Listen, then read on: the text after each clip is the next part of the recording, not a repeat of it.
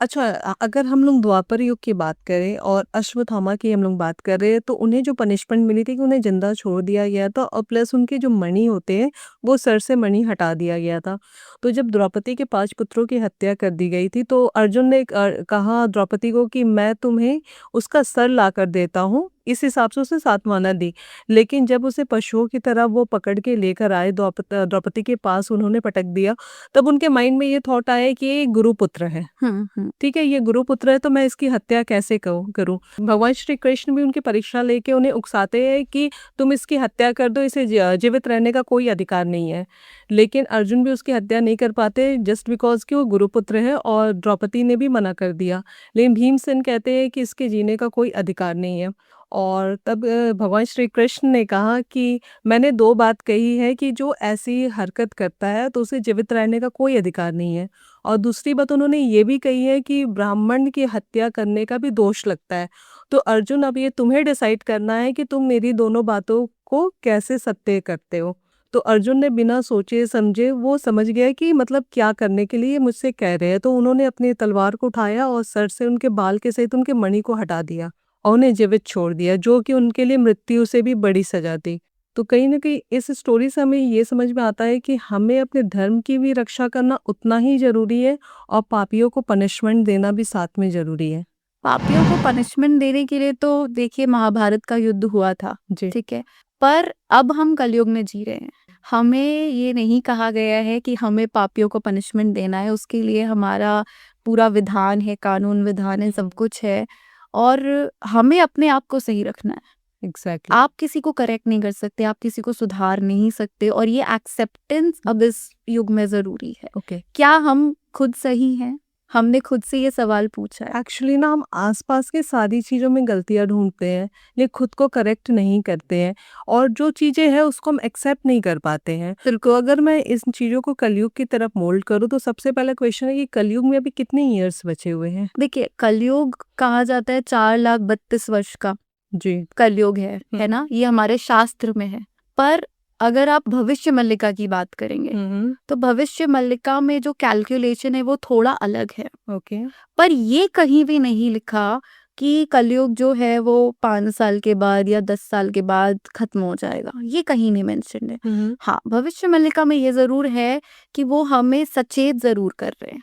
हमें वो एक अवेयरनेस का काम ज़रूर कर रहे हैं और भविष्य मल्लिका की बातें बिल्कुल सत्य है। जो कुछ भी भविष्य मल्लिका में लिखा है, जो हमें अवेयर करने के लिए उन्होंने श्री अच्युतानंद दास जी की जो लिखित है भविष्य मल्लिका, तो उसमें हमें वो अवेयर इसलिए करना चाह रहे हैं ताकि हम अपने सही मार्ग को पकड़कर इन चीज़ों के प्रभाव से बच सकें। ओके। जो अफेक्ट, जो इम्पैक्ट होने वाला और हम देख रहे हैं अभी बहुत क्लाइमेट चेंज, ठीक है? अभी कोरोना के बाद से भी कितने सारे डिजीजेस आ चुके हैं, राइट। ऐसी-ऐसी बीमारियां जो शायद हमने कभी नहीं सुनी पहले। तो ये सारी चीज़ें भविष्य मल्लिका में मेंशन। बिल्कुल, रोग के बारे में मतलब यूजुअली भविष्य मल्लिका में 3-4 चीज़ें लिखी है। आग बरसना, पानी, रोग। लोग आग से मरेंगे, लोग पानी से मरेंगे, लोग रोगों से मरेंगे, ठीक है? और मतलब प्रकृति ही मारेगी उनको। ओके। पर क्या ये डरने वाली बात है? नहीं, ये डरने वाली बात नहीं, ये समझने वाली बात है कि अगर आप प्रकृति के साथ गलत करेंगे, तो प्रकृति तो अपना बदला लेगी अब आपसे। प्रकृति के साथ गलत करने की बात करें तो लोग प्रकृति का मतलब सिर्फ पेड़ पौधे समझते हैं, लेकिन जो एनिमल्स है जी। वो भी इस नेचर का ही बिल्कुल, हिस्सा है, हम भी इस बिल्कुल। नेचर का हिस्सा है। लोग पशुओं को और पशुओं की तरह काट के खा रहे हैं, इंसान भी पशु हो गए हैं। और मेरा ये कहना है कि भगवान ने इंसान को कंप्लीट बनाया है, वो जो चाहे कर सकता है, एनिमल्स पे कंट्रोल कर सकता है, अपने लिए अच्छी अच्छी चीज़ें ग्रो करके उसे टेस्टी खाना के रूप में बना सकता है। और उसके बाद भी इंसान का पेट नहीं भरा तो वो पशुओं की हत्या करके खाने लगा। अब ये बहुत कंट्रोवर्शियल बात है बिकॉज़ अगर हम हमारे भारत में भी देखें, तो आपको ज़्यादातर लोग नॉन वेजिटेरियन मिलेंगे बिल्कुल। और जितने जो शायद पहले भी वेजिटेरियन थे, अब वो भी कहीं न कहीं कन्वर्ट हो रहे हैं। अब वो एग्स खाने लगे, उनको एग्स खाना गलत नहीं लगता, उनको नॉन-वेज खाना एक्चुअली गलत एग्स नहीं खाने लगता। वाले खुद को वेजिटेरियन ही मानते हैं। बिल्कुल, और सबसे बड़ी बात ये है कि वेजिटेरियंस के साथ भी इसलिए गलत हो रहा है because they can't even put their point. वो ये नहीं बता सकते कि आई एम नॉट ओके। वो उनको एक्ट करना पड़ता है। अगर उनके साथ अगर आप देखें कोई नॉन वेजिटेरियन फ्रेंड बैठ के नॉन-वेज खा रहा है, हमारे ऊपर इतना प्रेशर है कि हमें ये दिखाना है कि नहीं, I am okay with it.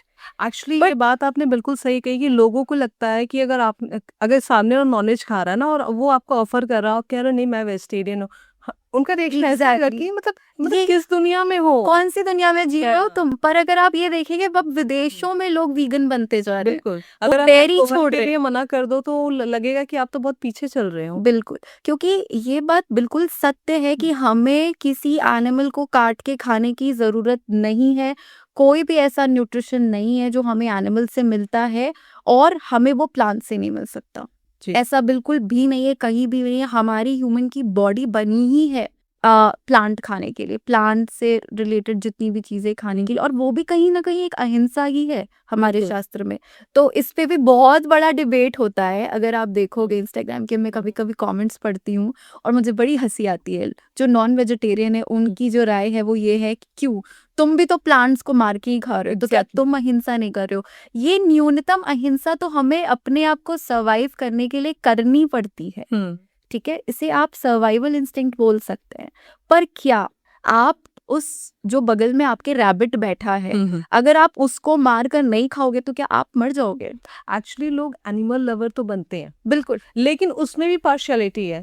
सिर्फ वो डॉग डॉग से लवर्स। प्यार करेंगे, कैट से प्यार करेंगे, लेकिन वो जो भेड़ बकरियां काट के खा रहे हैं ना, तो उनके प्रति मुर्गियाँ। उनको कोई, हाँ, वो तो भाई उनकी पॉपुलेशन इंक्रीज हो रही तो उन्हें खाना हमारी ड्यूटी है। और अगर आप देखोगे पोल्ट्रीज में जाकर किस तरीके से उनको इंजेक्शंस दे राइट। देकर, ठीक है, आपके डिमांड के हिसाब से उन्हें प्रोड्यूस करना पड़ रहा है, बिल्कुल। राइट? और इतनी बुरी स्थिति में वो छोटी-छोटी मुर्गियाँ, उनको जाल में डाल के वो रखते हैं, पिंजरे में बंद करके रखते हैं। अगर आप देखोगे एक बार ना तो आपका दिल काँप जाएगा, आपका हृदय काँप उनकी जाएगा। आंखों से आंसू बहते हुए दिखते हैं, ऐसे-ऐसे वीडियोज़ आती हैं, मुझे लगता है लोग इन सब चीज़ को देखकर भी अगर उनके मन में दया का भाव नहीं जाग रहा है ना, तो कहीं न कहीं मतलब मैं ज़्यादा तो फिर आप ये सवाल कैसे कर सकते हो कि अरे ये मर गया, ये एक्सीडेंट में मर गया, भगवान कहाँ है? भगवान क्यों आएँगे बिल्कुल। भगवान आपको बचाने? जब आप किसी के बच्चे को काट कर खा रहे थे, तो क्या आपने नहीं सोचा उसके बारे में? क्या भगवान नेचर तो भगवान ने सबके लिए इक्वल ही एग्ज़ैक्टली बनाया है। भगवान जैसे आप भगवान के बच्चे हो, वो भी भगवान का बच्चा जी, तो है आप ना? उनसे उम्मीद नहीं कर सकते हो कि आप मुझे सेव करो। और आप ऐसे लेम एक्सक्यूजेस भी नहीं दे सकते कि क्योंकि तुम प्लांट भी तो खाते हो तो हम खा रहे तो कहाँ गलत है। इतना तो हर किसी के पास, एक छोटे से बच्चे के पास भी आईक्यू, अगर आप एक छोटे से बच्चे को भी रैबिट और एप्पल दोगे तो वो कभी भी रैबिट को मार के नहीं तो खाएगा, वो रैबिट के एप्पल साथ ही खेलेगा। छुएगा। बिल्कुल। लेकिन आप बचपन से उसे सिखाओगे कि इसे कट करके खाना, ये एज़ अ फूड आप उसे दिखाओगे तो एज़ अ फूड ही वो उसे अगर कंज़्यूम भी आप उसको करेगा। नहीं भी सिखाते हो हुँ। तो वो नेचुरली वो बच्चे की इंस्टिंक्ट होगी, वो बच्चा एप्पल उठा के एप्पल ही खाएगा, खाएगा, राइट, ट्रू। राइट? हुँ, लेकिन वो कभी भी किसी रैबिट को नहीं मार के खा सकता। बिल्कुल। दिस इटसेल्फ प्रूव्स कि हम जो ह्यूमन बीइंग्स हैं, हम बने ही नहीं हैं नॉनवेज खाने के लिए। हुँ। पर अगर जब, क्योंकि हम कलयुग के पीक में हैं अभी, तो जब इतना अधर्म हर जगह, किलिंग्स, अधर्म बहुत गलत किया जा रहा है जानवरों गलत के साथ। इंसानों के साथ भी अगर बात करें तो ऐसे-ऐसे केसेस आते हैं, ऐसे-ऐसे केसेस आते हैं ना कि मतलब सुन नहीं सकते हम लोग कि ऐसे केसेस आ रहे हैं और लोगों के अंदर बिल्कुल भी ममता नहीं बची। वो कहीं न कहीं एक राक्षस की तरह ही वो व्यवहार कर रहे हैं। क्योंकि 3 जो 4 पिलर्स थे, हुँ, सत्य, हुँ। दया, तपस्या, दान। तीनों गिर गए। ये सत्य, तपस्या और दया, ये तीनों चीजें ही कलयुग में नहीं है। हुँ, ना सत्य है, ना तपस्या है, ना दया है, सिर्फ दान बचा हुँ। है ना? सिर्फ एक यही बचा है कलयुग में, जो कि शायद कहीं न कहीं थोड़ा बहुत आप देख पाएँगे। ओके, तो दान की भी अगर बात करें तो वो भी आपको नहीं लगता लोग अपने मतलब के हिसाब से बिल्कुल। करते हैं?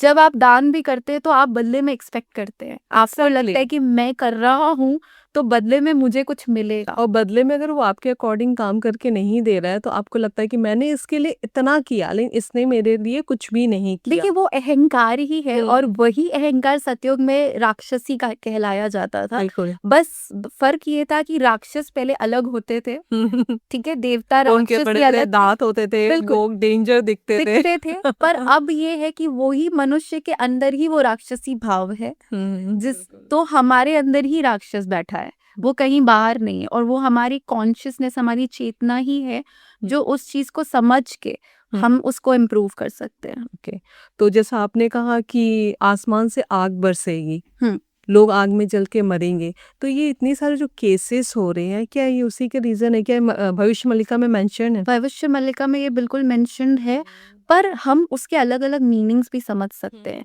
जैसे कहा जाता है कि आग बरसेगा, तो नॉट टेक्निकली आग बरसेगा, पर आप देखिए कैसे क्लाइमेट चेंज हो रहा है ना?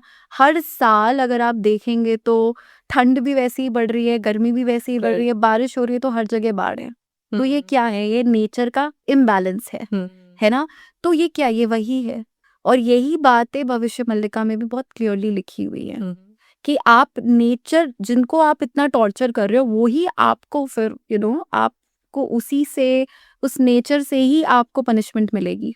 नेचुरली आपको पनिशमेंट मिलेगी क्योंकि आपने उसके साथ बहुत गलत किया, तो आप इसके लिए रेडी हो जाओ। हाँ, पर कर्म है ये बहुत सिंपल कर्म विधान है, ठीक है? और हम इसमें किसी को ब्लेम नहीं कर सकते। अगेन मैं थोड़ा-सा फिर आऊँगी कि अभी कितने साल बचे हुए हैं?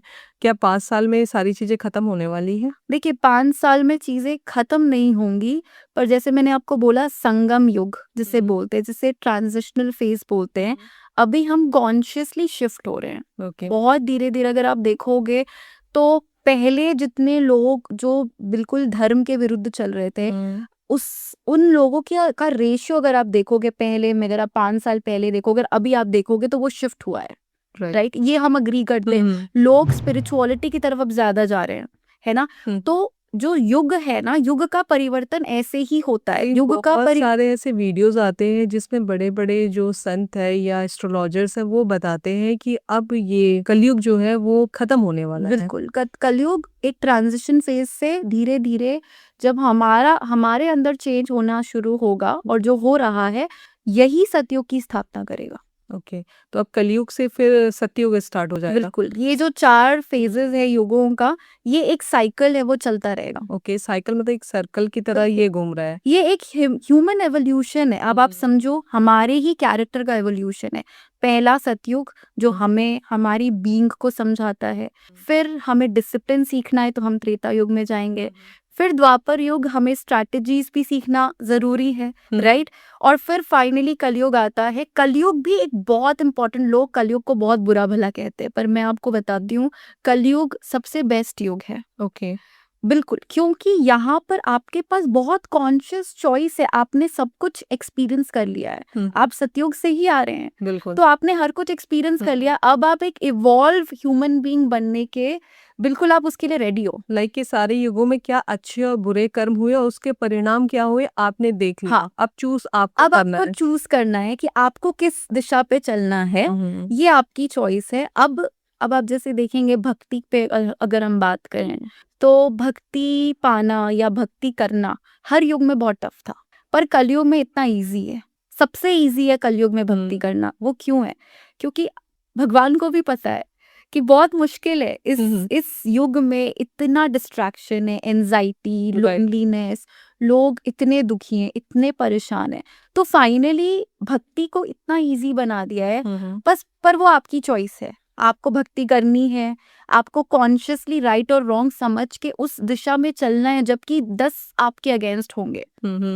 तो वो आपको एक तरीके से मेंटली भी स्ट्रॉन्ग कर रहा है, राइट?